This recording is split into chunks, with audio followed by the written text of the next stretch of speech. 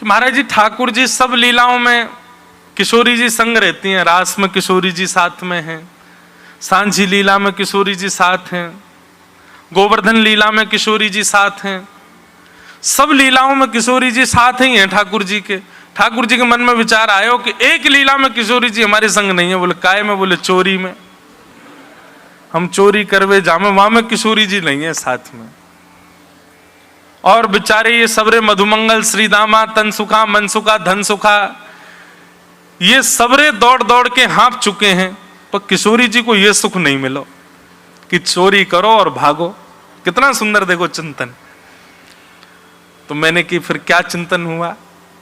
बोले महाराज जी ऐसा चिंतन आया कि ठाकुर जी बोले किशोरी जी को भी चोरी करवाओ, और फिर चोरी करवे के बाद जाकी चोरी करिए वो पीछे भगेगो, और फिर अपने वस्त्र लत्ता फतनाने पकड़ करके दौड़ेंगे, और कितनी जोर से दौड़ करके भागेंगे बातें बच करके। वहां में हम किशोरी जी को जब देखेंगे तब सुख मिलेगा चित्त को, तब आनंद मिलेगा कि हाँ किशोरी जी ये दौड़ रही किशोरी जी।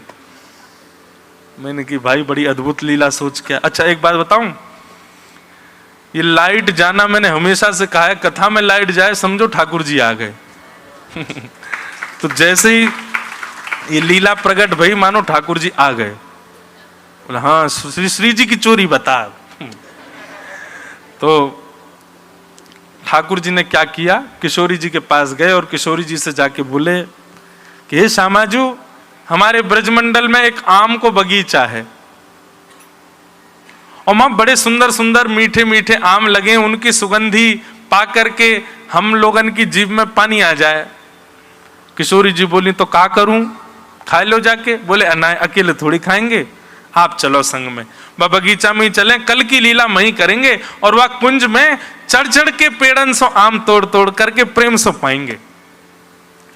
मैं नेक चौंक करके देखूंगा, आम मीठो भयो तो मैं आपको दे दूंगा, आप चौंक के देखो आपको मीठो लगे तो आप मुझे दे दियो। ऐसी फिर दोनों किशोरी जी तो ऐसी बातन में आ जाएं ठाकुर जी की में। लाली ने तो नेक नेक सुनाया, फिर भाव मेरे कुछ बन गए वहां में। ललिता विशाखा बोली श्री जी अभी हाँ मत करियो। बोले या लाला की बात को भरोसा नहीं है, पहले या तो ठोक पीट के पूछ लो सबरी बात।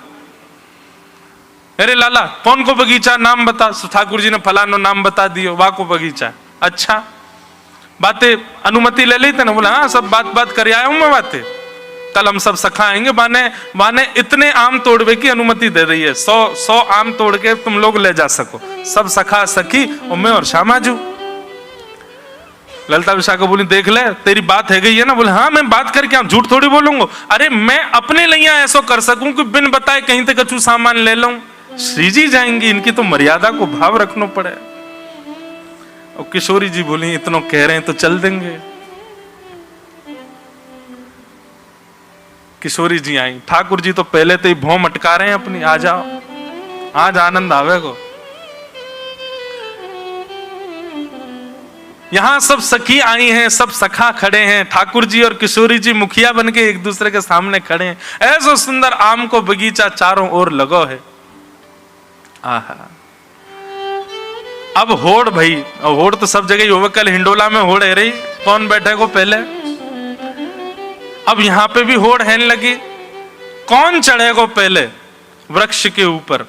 ठाकुर जी के मैं चढ़ूंगा, किशोरी जी के मैं चढ़ूंगी, और सब सखी करी नहीं हमारी श्यामाजू चढ़ेंगी। अरे निमंत्रण मिलो है तो निमंत्रण के कारण हम लोग अतिथि हैं, अतिथि को पहले अधिकार दो। सब बातन की बात सखा सकीन में सब में नेक होड़ हैन लगी। इतने में ही भाई दोनों चढ़ो, जो पहले ऊपर पहुंच जाएगा वही आम खाएगा। एक तरफ तो किशोरी जी चढ़ी, दूसरी तरफ तो श्याम सुंदर चढ़े ऊपर, लेकिन ठाकुर जी तो चढ़ गए, ठाकुर जी तो चढ़ रहे हैं, छटपट चढ़ते जा रहे हैं, लेकिन किशोरी जी को ऐसा घेरावदार लहंगा, वो कभी कहीं पे अटक जाए, कभी कहीं फंस जाए। किशोरी जी बोली या में बड़ो असंभव है चढ़नो। सोई किशोरी जी गई, एक कुंज में गई और जाकर के अपना नवीन श्रृंगार करके आई, ठाकुर जी जैसी धोती पहन के, ठाकुर जी जैसी पीतांबरी पहन के, ठाकुर जी जैसा श्रृंगार करके, कि अपने केशन को पीछे बांध करके, सुंदर पाग सिर पर लपेट करके बिल्कुल श्याम सुंदर बन के आई हैं। लेकिन कैसी श्याम सुंदर है? बोले गौर सुंदर हैं। एक तरफ श्याम सुंदर, एक तरफ गौर सुंदर। किशोरी जी बोले नीचे उतर के आओ, अब चढ़ेंगे दोनों संग में। पहले तो हमने लहंगा पहनो, हमारी बबू फंस गो, अब दोनों की समान बिल्कुल वस्त्र, अब चढ़ेंगे। आहा, कितना सुंदर चिंतन है। अब की बार जैसी चढ़े तो छटपट महाराज स्वामिनी जी ऊपर चढ़ गई और ऊपर जाकर के बैठ गई। जय जयकार है लगी, हमारी स्वामिनी जी की जय हो, हमारी वृषभानु दुलारी की जय हो। ये सब दृश्य देख करके ठाकुर जी तो परम आनंद में भर आए। वह लाली को चिंतन तो ऐसा हो कि फिर ठाकुर जी मान करके बैठ गए। तो किशोरी जी उनको मना रही हैं और फिर दोनों श्याम सुंदर और किशोरी जी गले में गलवैया। मैंने की लाली तेने जा भावते ये चिंतन कियो वो पूर्ण तो भयो ही नहीं। बोले कहा चोरी को इल्जाम किशोरी जी पे तो लगो ही नहीं अभी तक। मैंने कि अब यहां में भाव आगे जोड़ो। बोले कहा भाव जोड़ो? किशोरी जी जैसी आम चौंके तो जैसे मीठो लगे तो मीठो लेके श्याम सुंदर ले पाके देखो कितना सुंदर। तो किशोरी जी को उच्छिष्ट श्याम सुंदर पा रहे हैं और श्याम सुंदर को उच्छिष्ट किशोरी जी पा रही हैं। लेकिन धीरे धीरे ठाकुर जी को आम में मन नहीं लग रहा है। बोल आज तो योजना कछु और है। किशोरी जी के जो जो आम है उनको लेके समीप में धरते जा रहे हैं या मधुमंगल श्रीदामा को देते जा रहे हैं, इनको धरते रहे। अरे किशोरी जी की प्रसादी एकांत में बैठकाऊंगा, पहले काम तो पूरा कर लाऊं, जाके काजे आया हूं। इतने में ठाकुर जी ने मधुमंगल को इशारा कर दिया। बोले जा बगीचा के मालिक को बता दे चोर आ गए वाके बगीचा में। यहां पे सब सखी व्यस्त हैं, लेकिन तभी ठाकुर जी के मन में ये भाव आयो कि कहीं माली डंडा लेके आयो, हम में पड़ जाए, मधुमंगल सीधामा पिट जाए वो तो ठीक है, लेकिन श्री जी के पास नहीं जाना चाहिए। अचानक ठाकुर जी को मन बदल गयो। ठाकुर जी ने कही एक काम करें, श्री जी को लेकर के मैं कोई दूसरी कुंज में चलो जाऊं और वो माली आवे को डंडानते ये सबरी सखी मेरे पीछे पड़ी रही, ललता विशाखा जी सबरी पिटेंगी यहाँ पे। और इतने में ठाकुर जी ने किशोरी जी से कही हे श्यामाजू वो सामने कोई वृक्ष बड़ो पुरानो लग रहा है, ऐसा लगे वाके फल ज्यादा मीठे होंगे, आओ मैं और आप वृक्ष पर चलें। और ये सब सखी हारी तुम सबरी यहीं लगी नहीं हो, बढ़िया प्रेम से फलन को पइयो। हाँ अरे ए मधुमंगल श्रीदामा तनसुका तुम सुरक्षा करो इनकी। ठाकुर जी तो श्री जी को लेकर के एकांत कुंज में चले गए और वहां परस्पर दोनों प्रिया प्रियतम आम चौंक रहे प्रेम से पा रहे हैं। इतने में ही मधुमंगल लेके आ गो माली को, माने कि देख कितने सारे चोर लगे तेरे वहां में, और लेके महाराज डंडा भागो, तनसुका मनसुका सबरे भाग रहे हैं, ललता विशाखा कूद कूद करके दौड़ रही है, हे श्यामाजू कहां हो, हे श्यामाजू कहां हो। किशोरी जी को जैसी पता चली श्याम सुंदर जी कैसी लीला करी आपने। बोले हे किशोरी जी मेरी सबरी लीलान में आप मेरे संग ही, एक छोरी लीला में संग नहीं तो आज वाक्य भी पूर्ण होती है कि अब चोरी में भी आप संग हो। अब आप रसिक बिहारी रास बिहारी सबके संग तो रही हो, अब चोर बिहारी के संग और रह रही हो। अब श्यामाजू पूर्णता वही है। तो ये चिंतन सामान्य नहीं है, ऐसे चिंतन ये रसिक जनों की कृपा से, रज की उपासना से ही संभव है। तो जब भी कोई लीला सुना करे ना, उस लीला का विस्तार और सोचा करो अपने मन में, और क्या हो सकता था इसमें भाव, और इस लीला में क्या सुंदर स्मृति। ऐसे ही लीला चिंतन करते रहोगे, संसार के विषय विषादों का चिंतन करने का समय ही नहीं मिलेगा आपको, उसकी चिंता हो ही नहीं सकती आपको, उसमें परेशान होगे ही नहीं आप। आपकी परेशानी तो यही रहेगी। बोले कहा शाम शाम दोनों वन में गए और दोनों उनकी चुनरी। अपना एक चिंतन भाव बताऊं, एक बार मैं लीला पढ़ रहा था तो लीला में क्या हुआ कि ऐसा भाव आयो कि किशोरी जी वन में भ्रमण कर रही हैं, सुई काव्यो किशोरी जी की चुनरी उरझ गई कोई लता सो। अब जैसे ही उर्जी सो ठाकुर जी वाकू सुरझावे गए। अब कई बार ऐसा होवे कि उर्जे भय को सुरझावे भयो वारो जब जावे का है तो सुरझावे वारो भी उरझ जाए। तो किशोरी जी तो उर्जी भई हैं, यहाँ ठाकुर जी की पीतांबरी भी उरझ गई। अब सब ललिता विशाखा योजना बना रही हैं, दोनों उनको कैसे सुलझाए हो जाए। लेकिन जैसे ही ललिता विशाखा सुलझावे गई, सोई मन में एक भाव आयो, अरे ललिता विशाखा काय को जा रही हो, क्यों, इन दोनों को उर्झो ही रहने दो, ये दोनों उर्झे ही रहेंगे। उर्झनो समझे ना, उर्झनो मतलब जैसे कोई सघन वृक्ष है, वहां आपको कोई कपड़ा फंस जाए या कछु उलझ जाए। मन में भाव आया, हे ललिता विशाखा काहे को सुलझावे जा रही हो, ये दोनों डटे तो है ना, कभी कहीं चले जाएं कभी कहीं चले जाएं, आज इनको उर्झो ही रहने दो। और उर्झे भय दोनों ते अपने मन की सबरी कामना पूरी करवा लो आज। हे श्यामा श्याम, आप दोनों उलझ गए हो आज, अब हम तब सुलझावेंगे, पहले हमको वचन दो। कहा वचन चाहिए, बोले पहले तो ये वचन दो कि ब्रजमंडल से हमको कभी दूर मत करियो। दूसरा वचन हमको ये दो कि या ब्रज के प्रति हमारो प्रेम दिन ब दिन बढ़तो ही रहे। और तीसरा वचन हमको ये दो, हम जब चाहें तब युगल रूप हमारे सामने दर्शन दे दे। ये 3 मनोकामना पूरी करो तब तुम्हें सुलझाएंगे, नहीं तो नहीं सुलझा रहे, उर्झे रहो, यहीं पे खड़े रहो। अभी मन का भाव। पद में और लीला में तो ऐसा था कि ललिता विशाखा ने योजना बना के दोनों को सुलझा दिया, लेकिन मेरे मन में आप काय को सुलझा रहे हो, उर्झो ही रहने दो, खड़े रहने दो, दोनों ते अपने मन की सबरी कामना पूरी करवा लो। ऐसे चिंतन, ऐसे विचार, ऐसे भाव, ये सब कैसे पुष्ट होते हैं। भागवत जी श्रवण करो, रसिक जनों की वाणी श्रवण करो, रसिक जनों की भले चरण स्पर्श मत करो पर उनके चरण रज माथे से लगाओ। और जब भी वो कोई लीला सुनाए, उस लीला को चित्त में धारण करके एकांत में बैठे उसका विस्तार करो, उसका और सुंदर रूप बनाओ। संसार के विषय के चिंतन के लिए अपने आप को समय ही मत दो। और फिर आप देखना, जैसे ही ठाकुर जी की लीला में कुछ ऐसा आप करोगे जो अद्भुत था, आप नाचने लगोगे। वाग गदगदा द्रवते यस्य चित्तम, अकेले बैठे बैठे नृत्य होने लगेगा, अकेले बैठे बैठे अश्रुपात होने लगेंगे, अकेले बैठे बैठे ठाकुर जी का खूब सुंदर भाव स्मरण होने लगेगा। ऐसे व्यस्त रखो लीला में अपने आप को।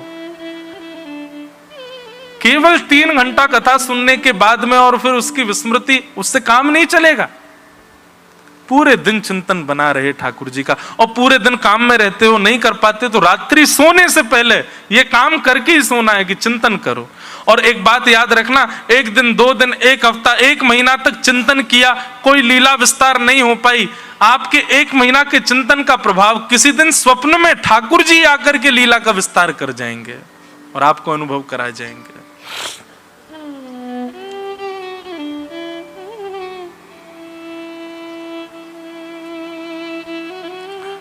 पिप्पलायन कहते हैं, जब तक प्रेमा भक्ति चित्त में प्रकट नहीं होगी तब तक आपको ठाकुर जी का अनुभव नहीं होगा। और प्रेमा भक्ति चित्त में प्रकट हो गई ना तो ठाकुर जी छुप नहीं पाएंगे आपसे। जैसे प्रहलाद ने कह दिया खम्भ में भगवान है, जैसे गोपाल भट्ट गोस्वामी जी ने शालिग्राम से ठाकुर जी को प्रकट कर दिया, जैसे श्री एकनाथ जी ने सामान्य जीव में से श्री पंडरीनाथ भगवान को प्रकट कर दिया, ऐसे ही हम में भी एक सामर्थ्य तो नहीं कहूंगा पर ये योग्यता प्राप्त हो जाएगी कि हम भी ठाकुर जी को ऋषिकेश में रहें, विदेश में रहें, कहीं रहें, वहीं रहते हुए भी ठाकुर जी को प्रकट कर सकते हैं। ऐसी प्रेमा भक्ति, प्रेमा भक्ति की अग्नि से ही हृदय के विकार नष्ट होंगे और हृदय के विकार जैसे नष्ट होंगे ठाकुर जी का साक्षात्कार हो जाएगा, ठाकुर जी का अनुभव हो जाएगा। इस प्रकार 9 योगेश्वर अलग अलग प्रश्न कर रहे हैं और निमि अलग अलग प्रश्न कर रहे हैं, नवयोगेश्वर उनका उत्तर दे रहे हैं। इसी प्रकार से पूरा नवयोगेश्वर संवाद यहाँ पर चल रहा है। अभी तो बड़े प्रश्न बचे हैं, अभी तो 4 ही प्रश्न हुए हैं, और भी आगे कई प्रश्न हैं, उन सबको हम प्रणाम मात्र कर देते हैं। जो शेष प्रश्न बचे हैं, शेष भाव बचे हैं, ऋषिकेश में रहने वाले लोगों के लिए 7 दिसंबर से 7, 8, 9, 10, 11, 12, 13, 7 से 13 दिसंबर तक गीता भवन नंबर 7 हम कथा करने फिर आएंगे। और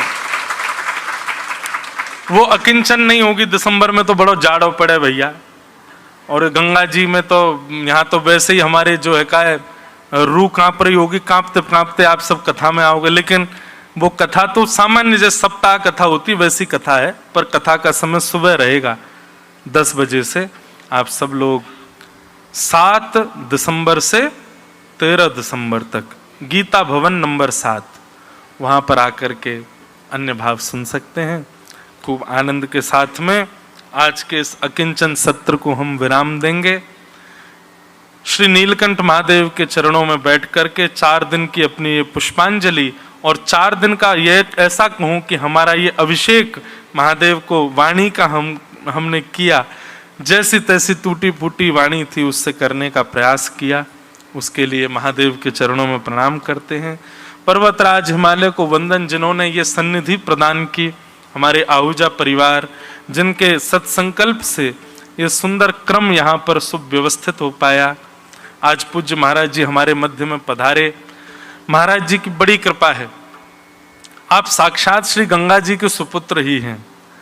महाराज जी ने गंगा जी के स्नान में हमको बहुत सारे भाव बताए हैं। महाराज जी के साथ का गंगा स्नान एक अद्भुत गंगा स्नान रहा है। ऐसा गंगा जी का प्रबल प्रेम लेकर के मानो साक्षात गंगा जी पधारी आज कथा में। तो ऐसे हमारे पूज्य महाराज जी, परम पूजनीय श्री रविंद्रानंद जी महाराज, श्री भगवत धाम, इतना सुंदर स्थान है हरिद्वार में भगवत धाम, वहां से पूज्य महाराज जी आए। इस बार महाराज जी की सन्निधि में भी कथा है नवंबर में हापुड़ में, हापुड़ में महाराज जी, हापुड़ में कथा है, उसमें भी आनंद लेंगे हम। आप सब लोगों को अब हम अपनी वाणी से प्रणाम करते हैं। कल हरियाली तीज है और प्यारे श्री गिरधर लाल जी का बड़ा मधुर उत्सव वृंदावन में फोगला आश्रम में है। शाम 5 बजे से ठाकुर जी हिंडोला में विराजेंगे और बड़े आनंद के साथ में ठाकुर जी झूला झूलेंगे। वैसे तो हम कहते नहीं ज्यादा, पर कल हमारा जन्मदिन भी है और आप सब लोग श्रोता हैं, पर आशीर्वाद देने का अधिकार है। तो आप सब हृदय से आशीष हमको प्रदान करना। और आशीर्वाद क्या चाहिए सुनो, आशीर्वाद केवल एक चाहिए कि भगवत कथा और भगवत सेवा के अलावा हम बाकी के सारे कामों में नालायक हो जाएं। बाकी और कोई काम हमसे बने ही नहीं। संसारी कोई काम अगर हमसे कोई चाहता भी है कि भाई तुम ये करो, तो वो काम हमसे बिगड़ ही जाए, बन ही नहीं पाए। लेकिन ठाकुर जी की सेवा और ठाकुर जी की कथा, इसमें हम खूब ऊपर बने रहें। जैसे कल वो आ रहा था ना भाव, मारा गिरधर लाल थारो नचायो नाचूं। अगर आप नीचे बैठा तो बैठो रहूं, ऊपर चढ़ाओ तो चढ़ जाऊं, और तो कुछ नहीं, केवल यही भाव चाहिए। आप सब आशीष देना कि व्यास जी को ठाकुर जी जब तक अंतिम श्वास है तब तक अपने स्वरूप की सेवा और कथा की सेवा से कभी वंचित मत होने देना। बस यही हमको वरदान चाहिए।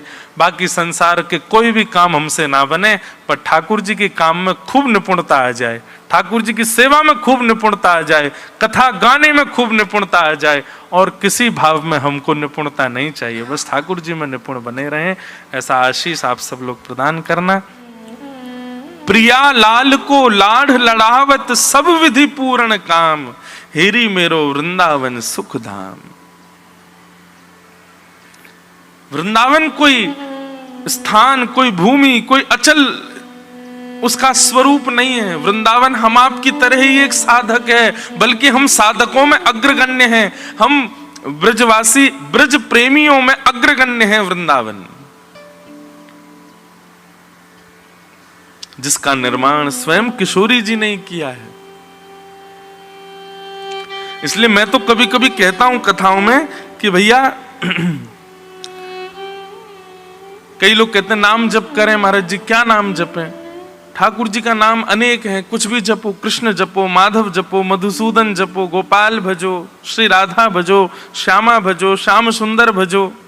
नाम आप कोई भी गा सकते हो, लेकिन इस ब्रजवासी की कही एक बात मानो,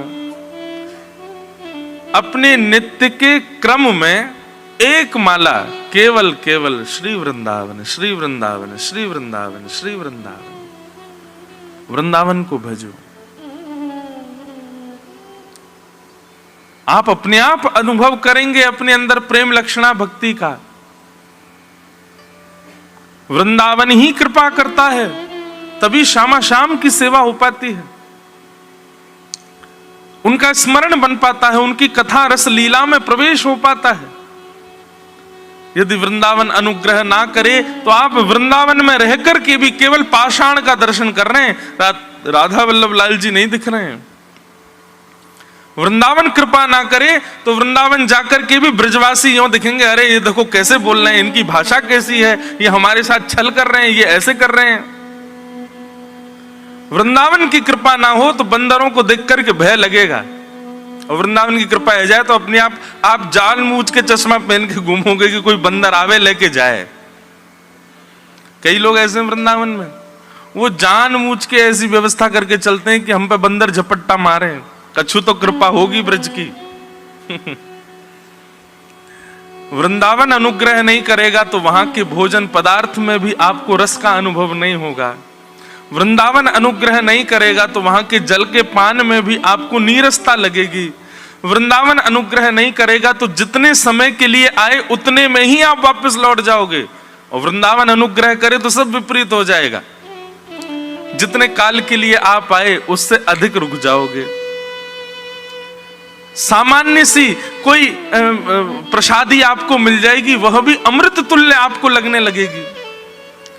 अरे कोई ब्रजवासी ने महाराज कोहनी मार दी, जोर से धक्का दे दिया और कछु नहीं तो दारी के कह दी। हमारे ब्रजमंडल में 2-4 गाड़ी तो ऐसी दे दें। अब यहां हम तो दे नहीं सकते मंच पे, लोग बाग वीडियो काट काट के डाल देंगे, वो देखो महाराज जी गाड़ी दे रहे हैं।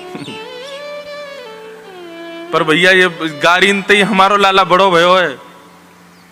हमारे वृंदावन चंद ये पूजा अर्चना सेवा अर्चना ये सब विधि विधान से तो पूरी दुनिया में ठाकुर जी की सेवा चल रही है, वृंदावन में तो गाड़ी की सेवा है। काऊ दिना बिहारी जी में इतनी भीड़ है जाए, भीड़ में 90% लोग बाहर के हैं, 10% होते हैं ब्रजवासी।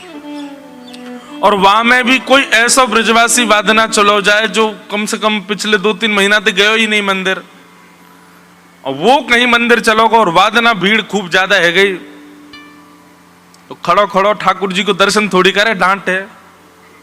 कहा हाल कर दियो हमारे वृंदावन को, इतनी भीड़ इकट्ठी कर ली लाला तेने, ना तो खुद चैन ते बैठे ना हमें बैठन दे रहे है। बैठो रहे इनके बीच में, हम तो जा रहे हैं यहाँ ते, हमें ना करनो तेरो दर्शन, और दूर ते प्रणाम करके चले जाएं।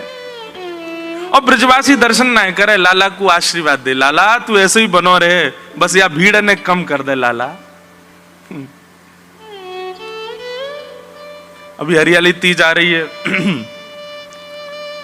ठाकुर जी हिंडोला में विराजेंगे। जैसे ही झूला में झोटा लेते हुए ठाकुर जी दिखेंगे, ब्रजवासी कहेंगे शाबाश है बंसी वारे, जोर ते झोटा ले रहे है और यहां हम पसीना में मार रखे हैं, इन्हें कृपा कर दे लाला कछु। तो ब्रजवासियों की वाणी आपको चुभने लगे ना, और ब्रजवासियों की करनी आपको लगे कि ये तो हमारा अपमान हो गया, ये तो हमारा ये कर दिया, अरे यहाँ के लोगों में तमीज नहीं है, ये नहीं है वो नहीं है, समझो वृंदावन का अनुग्रह नहीं हुआ आप पे। अरे हम ऐसे ऐसे लोगन को जाने, वो ब्रज में जाके जबरदस्ती ऐसा कछु करेंगे कि ब्रजवासी उनको गाली दें,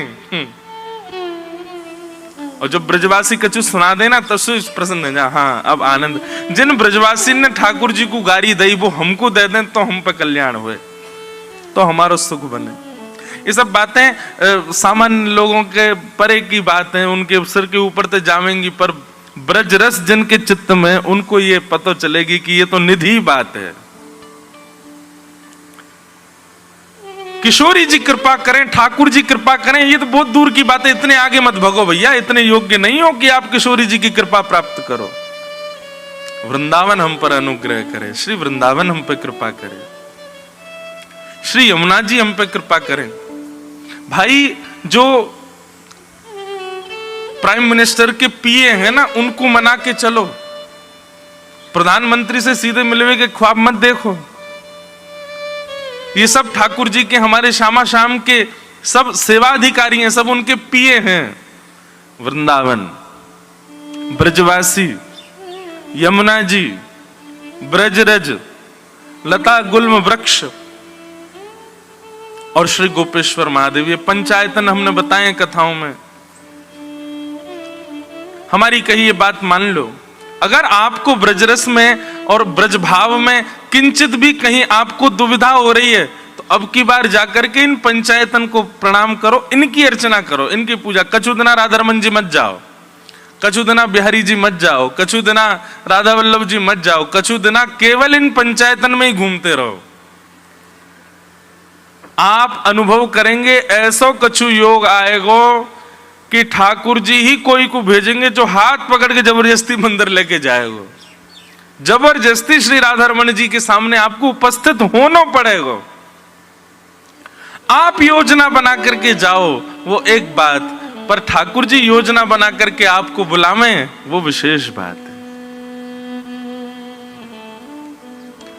कोई वृद्ध आ जाए, कोई बालक आ जाए, अरे कोई ऐसो ही आ जाए, वो यही पूछने लगे भैया राधारमण जी कहाँ दर्शन देंगे, न हमको मार्ग बता दो। वो मार्ग मात्र पूछ ले, वही से समझ जाइए राधारमण जी बुला रहे हैं, चलो भैया अब दर्शन करें।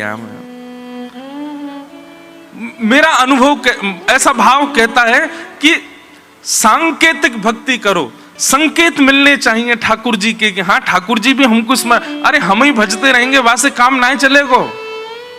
ठाकुर जी भी स्मरण करें हमारो, ठाकुर जी भी बुलावे हमको।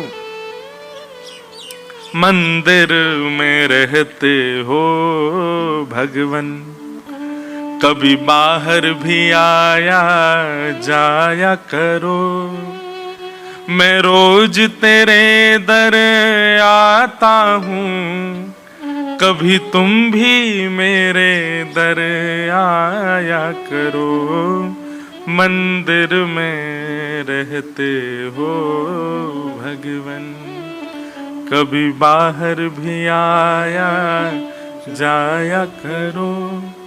मैं रोज तेरे दर आता हूँ, कभी तुम भी मेरे दर आया करो। मंदिर में रहते हो भगवन।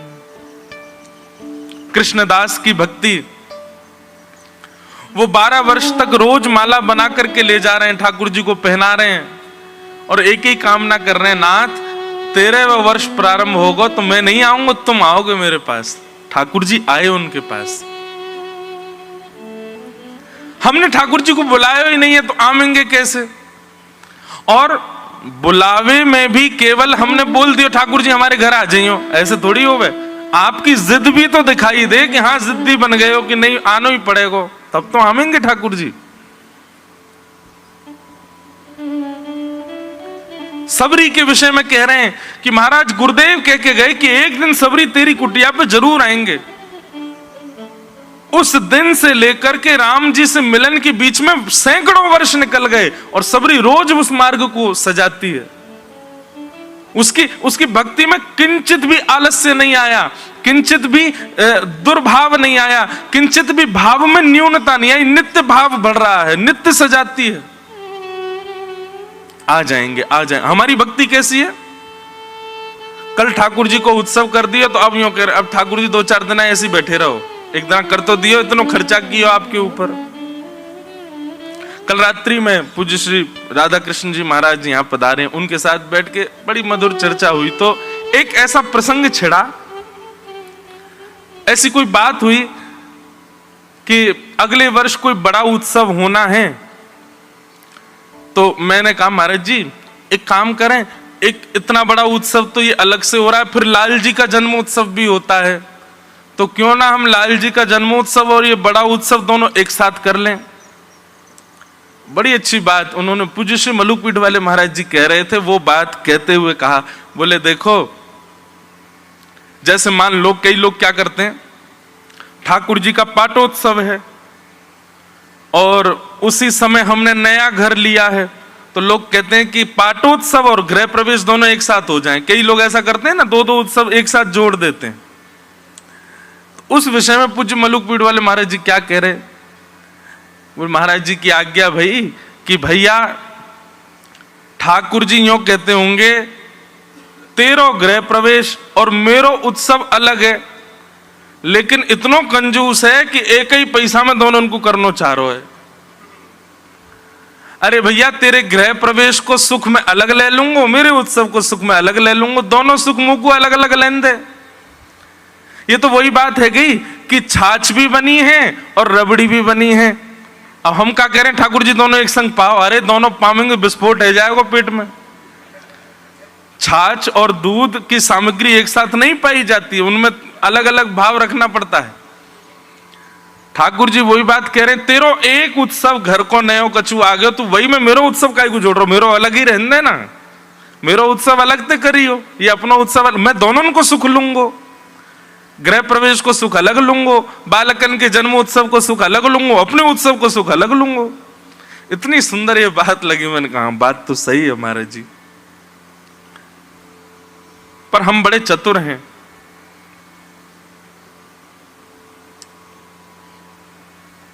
घर में कोई उत्सव हो तो फिर माताएं बहनें ऐसा विचार करती हैं, कोई उत्सव रह गया हो वो भी इसमें ही कर लो, एक बार में पैसा खर्च हो जाए। पर ठाकुर जी के उत्सव में कभी मत करो, अपने घर की चीजें एक एक साथ कर लो। 3 बालकों का जन्मदिन एक साथ मना दो, बच्चे कपड़े फाड़ देंगे आपके। मेरा दिसंबर में जन्मदिन, मेरा अगस्त में, मेरा जनवरी में, पिताजी एक ही बार में सब मनवा रहे हो, तो ठाकुर जी के साथ ऐसा क्यों कर रहे हो भैया। बालक तो कपड़ा फाड़ेंगे, ठाकुर जी तो पूरा जीवन देख लेंगे, अच्छा बेटा रुक जा मैं करूं, एक साथ ही सब मैं भी कर दूं। तो सुख की बात, वृंदावन को भजो, हेरे मेरो वृंदावन सुख धाम, प्रिया लाल को लाढ़ लढ़ावत, सब विधि पूर्ण का, हेरी मेरो वृंदावन सुख धाम। आज वृंदावन के स्मरण के साथ कथा विश्राम दिवस में प्रवेश कर रही है। नवयोगेश्वर संवाद हम लोग लेकर के यहाँ चल रहे हैं। नवयोगेश्वर संवाद है तो बहुत विस्तृत, अब पता नहीं क्यों यहाँ आते ही प्रथम दिन वही भाव छिड़ गया।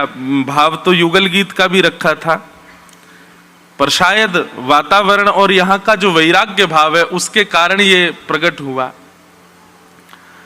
तो नवयोगेश्वर संवाद में राजा निमि जो प्रश्न कर रहे हैं, उन्हीं प्रश्नों के उत्तर में हम लोग भक्ति भाव का अनुभव कर रहे हैं। तो आइए आगे के प्रसंग में जितना संभव हो सके थोड़ा प्रवेश करें, फिर आज कथा सत्र को विराम देंगे। बोलो वृंदावन बिहारी लाल की जय। तो राजा निमि ने प्रश्न किया कि भगवान माया से बचने का साधन क्या है। और कल के सत्र में कथा में हमने माया से बचने के 2 उपाय बताए थे। पहला उपाय तो बताया था कि तस्मात् गुरुम प्रपद्येत, गुरु की शरणागति ले लो। गुरु कैसा होना चाहिए, बोले शाब्दे च निष्णातम परम परे च निष्णातम, शब्द ब्रह्म में भी निष्णात हो, पर ब्रह्म की सेवा में भी श्रेष्ठ हो। और तीसरा गुण गुरु का बताया था व्यवहार प्रपंच से परे हो। व्यवहार प्रपंच का मतलब बंधुओं इसको कहते हैं राग द्वेष। ये 2 चीज हमारे अंदर बहुत भयानक रूप से रहती हैं। एक बार एक गांव में एक नया कुआं बना था, बहुत ध्यान से सुनो। तो गांव के पंच ने कहा कि भैया इस कुआं का उद्घाटन किसी संत के द्वारा करेंगे, कोई संत आकर के इसका जल पान करे या उससे स्नान करे, उससे कुआं का उद्घाटन होगा। एक संत का गांव में आगमन हुआ। सब गांव के लोगों ने कहा हमारे यहाँ नया कुआं बना है भगवान, आप उसमें या तो स्नान कर लीजिए या उसके जल का पान कर लीजिए।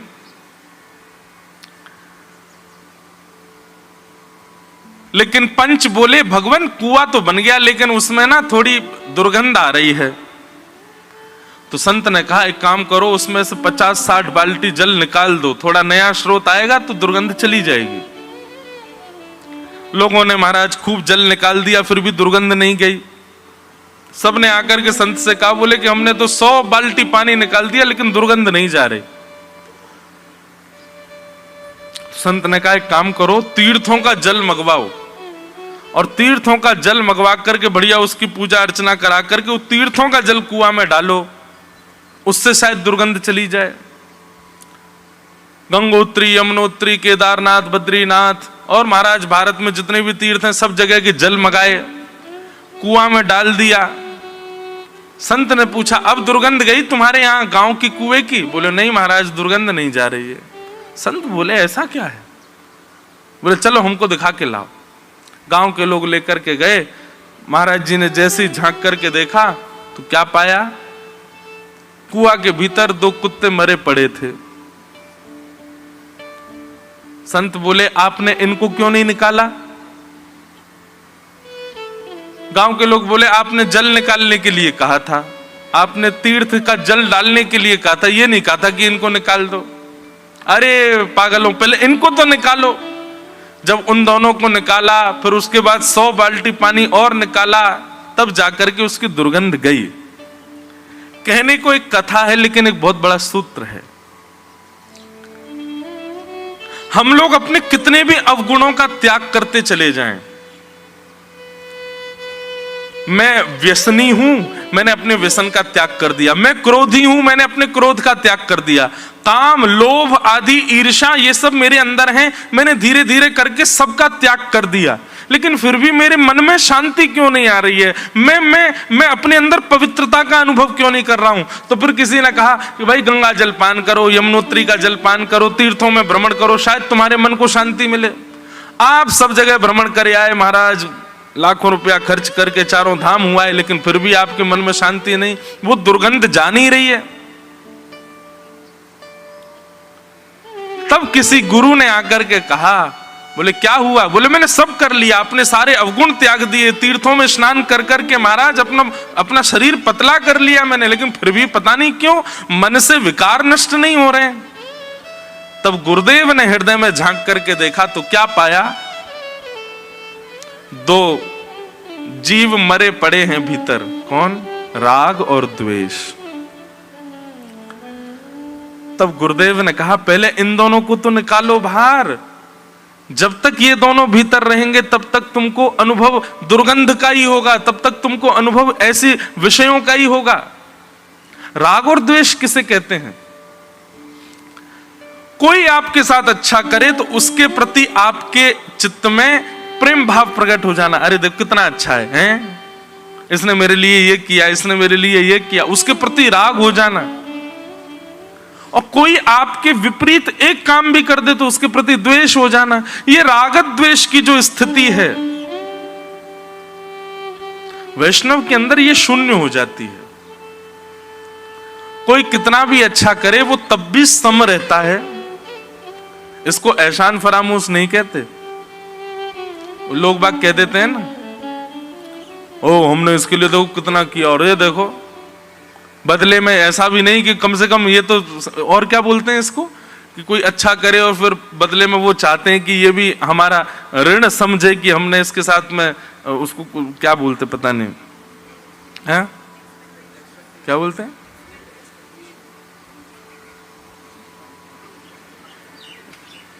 जय हो आपकी। गलती कर दी पूछ के। एक बार यही बालक था, है? मैंने पूछी प्रेमियों को क्या कहते, बोला लव वर्ड्स।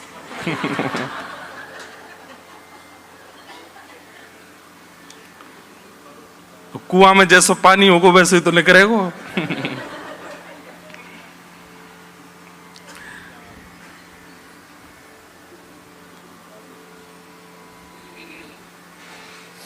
अब जो भी कहते हैं सब समझ तो गए ना कि कोई अच्छा करे और फिर बदले में हम उसको जो है तब भी समझ रहे हैं, तो फिर अंदर अंदर एक बात आती है कि अच्छा हमने इसके लिए इतना किया और फिर भी देखो कैसा मुंह उठाए घूम रहा है, एक बार भी हमारी ओर देखता नहीं है।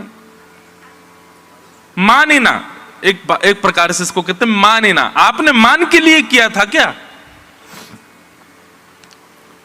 मान ही ना। तो राग द्वेष जो होते हैं इनसे शून्य हो जाता है वैष्णव। कोई बहुत भला करे उसके प्रति भी सम ही रहेगा वो। हां, आपने किसी से कहा है कि मेरा भला करो, तो फिर आपको उसके बदले उसको जो है थोड़ा सम्मान देना पड़ेगा उसके बदले आपको। लेकिन आपने किसी से कुछ कहा नहीं है फिर भी कोई आपका भला कर रहा है, तो ऐसी स्थिति में आपको सम रहना है। आपको समझ, उसके प्रति ज्यादा आसक्ति मत कर लेना, उसके प्रति ज्यादा राग मत कर लेना। बंधन के दो मुख्य कारण हैं, राग और द्वेष। बच्चों के प्रति होता है, बेटा कितना भी गलत करे माता पिता फिर भी ये सोचते हैं तो हमारा बेटा ही, ये राग है। और कोई बाहर का व्यक्ति किंचित भी गलती कर दे, बेटा ने इतना बड़ा अपराध किया तो भी है तो हमारा ही। और बाहर का कोई इतनी गलती कर दे, अरे दुष्ट है, इसकी तो कंप्लेन करो, ये करो वो करो, इसको तो ये होना चाहिए, ये द्वेष है। वैष्णव में ये दोनों चीज शून्य होती हैं, वो दोनों में सम होता है। श्री कुंभनदास जी महाराज, उनके 7 पुत्र थे, लेकिन कुंभनदास जी परम वैष्णव हैं। उनसे कोई पूछता कितने बालक, तो कहते 1.5 बच्चे हैं मेरे। कितने? 1.5। क्यों? बोले एक तो जो है वो परम वैष्णव हो गया है, चतुर्भुज दास, जिनका वो पद है गोवर्धनवासी सांवरे। और बोले फिर आधा बच्चा क्यों दूसरा? एक तो ये हो गया चतुर्भुज दास, दूसरा आधा क्यों है? बोले उसकी सत्संग में रुचि नहीं है, वो मंदिर बंदिर नहीं जाता, वो संत जनों को प्रणाम नहीं करता, पर वो गौ सेवा करता है, इसलिए आधा बेटा है वो। एक पूरा बेटा है और एक आधा बेटा है। और बाकी के जो 5 हैं, बोले वो तो ना तो मंदिर जाते, ना दर्शन करते, ना कथा सुनते, ना गौ सेवा करते, इसलिए उनसे मेरा कोई संबंध नहीं। वैष्णव भाव ऐसा उनके चित्त में रहता। अब हम लोग ऐसे हो सकते हैं? 3 बालक हैं तो 3 ही बताएंगे, चाहे तीसरा कितना भी निठल्ला क्यों नहीं हो। श्री गोवर्धननाथ की, गिरिराज धरण की, वल्लभ विठ्ठल गिरधारी, यमुना जी के बलिहारी। वल्लभ विठ्ठल गिरधारी, यमुना जी के बलिहारी। श्री वल्लभ विठ्ठल गिरधारी, यमुना जी के बलिहारी। वल्लभ विठ्ठल गिरधारी, यमुना जी गोद में उठा के बैठा लो महाराज जी।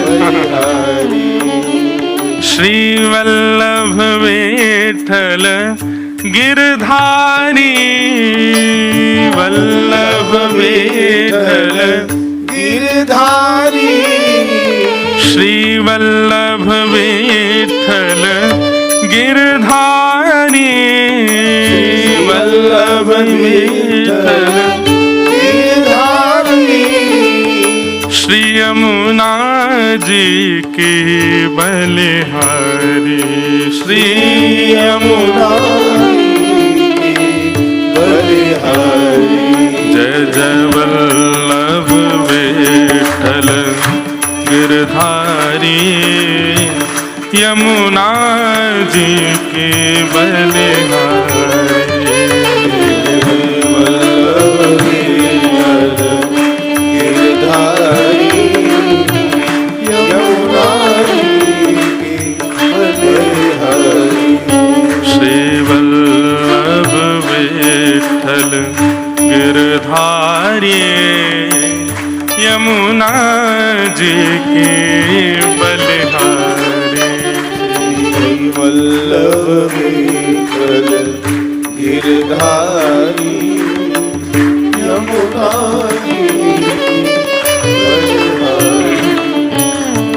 श्री गोवर्धन नाथ की, गिरिराज धरण की, प्यारे गिरधर लाल की, श्री राधा गोपाल प्रभु की।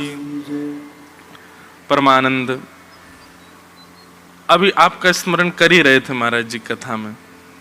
वो जो रात में चर्चा हुई ना कि ठाकुर जी का उत्सव, और फिर हम लोग क्या करते हैं संघ में कोई घर के उत्सव हो तो हम सोचते हैं ज्यादा पैसा क्यों खर्च हो, एक साथ दोनों कर दें। तो फिर वो जो चर्चा अपनी हुई उसी पे ही अभी चर्चा कर रहे थे।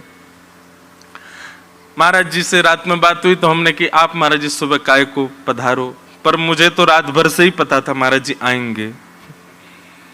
और देखो हमारे जो कथा के निमित्त मात्र आयोजक वो यहाँ पे माला धर गए, महाराज जी राधा कृष्ण महाराज जी आएंगे उनको पहना दीजिएगा। मैंने कि वो तो मना कर रहे थे कि अब रात्रि मिलन हो गया। मैंने ही मना किया कि अब आप काय को सुबह श्रमित हो, पर आपका दुपट्टा पिंक और माला नीली, इसका मतलब ठाकुर जी को भी पता था आप आओगे, वो पहले से ही योजना बन गई थी। ये मिलन तभी हुआ। आहा, श्यामा जू की गुलाबी चुनरी और ठाकुर जी को नीलो उपरना, दोनों उनको मेल भयो है। तो हम जो विषय कह रहे थे बंधुओं, वैष्णव लक्षण बहुत सारे हैं, लंबी लंबी लिस्ट बन रही है कथा में। अगर आप प्रथम दिन से ही लिखते जाओ तो इतने सारे लक्षण हैं, ये सब वैष्णवों के गुण होने चाहिए। पर इनका मुकुटमणि गुण क्या होना चाहिए? सबसे पहला गुण वैष्णव के अंदर क्या होना चाहिए? तजोरे मन हरि विमुखन को संग। जो ठाकुर जी से विमुख है ना, वो चाहे अपने कितने भी सगे क्यों ना हो, उनको हृदय में स्थान नहीं देना है। तन से आप बाध्य हैं उनके साथ रहने के लिए, आप त्याग नहीं कर सकते उनका। पर हम मानव नाटक करना बहुत अच्छा जानते हैं, अच्छे से रहो, खूब प्रेम दिखाओ। कई बार हम इतने स्वार्थी जीव हैं, अपने स्वार्थ के लिए हम प्रेम का नाटक कर देते हैं। हम ठाकुर जी के लिए ऐसा नहीं कर सकते कि भाई जो हरि विमुख घर सदस्य है उसके साथ केवल व्यवहार मात्र रखो ना, नाटक करो कि हाँ ठीक है ये हमारे चाचा जी हैं, बढ़िया प्रेम से पैर छुओ, खूब मिलो जुलो, लेकिन हृदय में स्थान मत दो ना। और दूसरी बात, जो हरि विमुख जीव है वो चाहे कितना भी अपना क्यों ना हो, वो मेरा नहीं है, ये दृढ़ता पूर्वक स्वीकार करने की क्षमता रखो। जैसे श्री कुंभन दास जी रखते हैं, पुत्र साथ हैं पर बताते 1.5 ही हैं, यही मेरे बालक हैं, जो हरि के हैं वो मेरे हैं। हम क्या सोचते हैं, जिनको हमने पाल पोस के बड़ा किया, जिनको हमने इतना खिलाया पिलाया, इतना सब कुछ, ये हमारे क्यों नहीं है? हमने इतना इन्वेस्टमेंट किया, हम इन्वेस्टमेंट के ऊपर अपना संबंध देखते हैं। पर वैष्णव क्या देखता है? हमारा वो है जो ठाकुर जी का है, और जो ठाकुर जी का नहीं है हमारा उससे कोई संबंध नहीं। श्रीमद् भागवत में कहते हैं, गुरुर न शस्यात् स्वजनो न शस्यात् दैवम न तस्यात् जननी न शस्यात्। सबको छोड़ो जो हरि विमुख हो।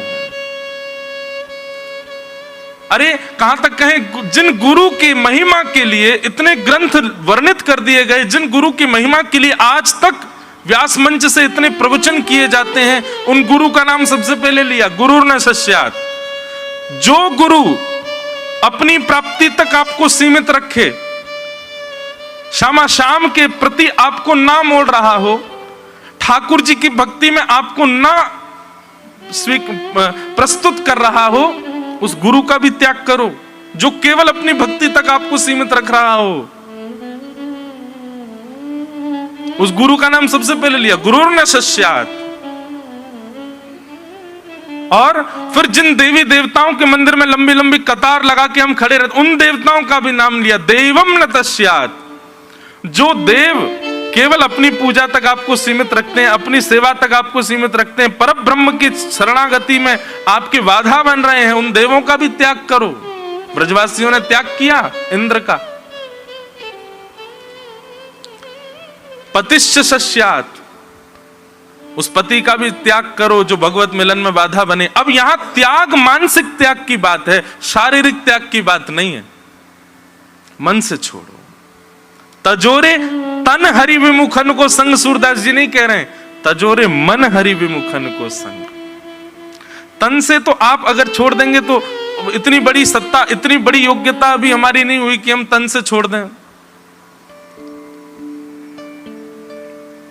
करमेती बाई जी के प्रसंग में एक भाव पढ़ने पर आया कि जब वे वृंदावन चली आई सब छोड़ छाड़ करके, तो उनके पिताजी आए और पिताजी ने आकर के बाई जी से कहा कि तुमने एक बार भी हमारी इज्जत का ध्यान नहीं रखा, सब छोड़ छाड़ करके तुम चली आई वृंदावन। लोगों ने मेरी नाक का तो सवाल रखती, मेरी नाक की तो थोड़ी मर्यादा रखती, ये तो देखती कि मेरे पिता की नाक ना कटे। करमेती बाई का उत्तर तो थोड़ा कड़वा है लेकिन बहुत सुंदर है। वो कहती हैं, पिताजी नाक उसकी कटती है जिसकी होती है, और नाक उसी की होती है जो श्री कृष्ण के होते हैं। आप संसार को अपना माने बैठे हैं, आपकी तो नाक ही नहीं है तो कटेगी क्या? हाँ, इस संसार में आकर के और ठाकुर जी को नहीं पा पाए, इस संसार प्रपंच में रह करके भी भगवत भक्ति भाव चित्त में धारण नहीं कर पाए, तो समझेंगे पिताजी हमारी नाक कट गई। लेकिन संसार में आकर के भी, इतने विषयों के बीच में रह करके भी हमने ठाकुर जी को नहीं भूला, तो समझो हमारी नाक अभी भी सलामत है, वो भी कटी नहीं है।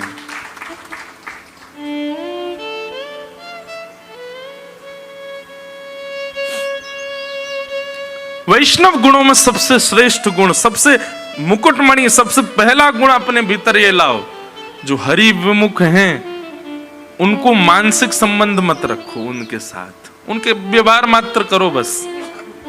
तजोरे मन हरि विमुखन को संग।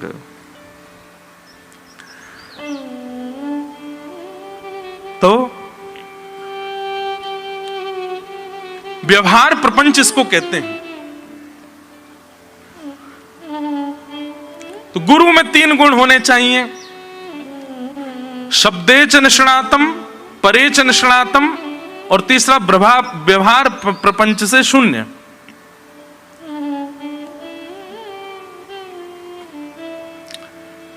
इसके अलावा शिष्यों में 5 गुण होने चाहिए, गुरु में 3 गुण हो और शिष्य में 5 लक्षण हो। वो 5 लक्षण हमने कल गलती से 6 बोल दिए थे, तो एक मैया मां की बोली मारे 6वां नहीं बताया आपने। मैंने कहा नहीं, 5 ही लक्षण हैं। कौन कौन से? सबसे पहला श्रद्धा, गुरु के वचन अतल कर मानो, साधु समागम कीजे, मन रे कृष्ण नाम कह लीजिए। सबसे पहला शिष्य में लक्षण हो श्रद्धा। दूसरा लक्षण हो अन्यस्य दोष गुण चिंतन माशु मुक्त्वा, दूसरे में दोष गुण देखने की भावना खत्म हो।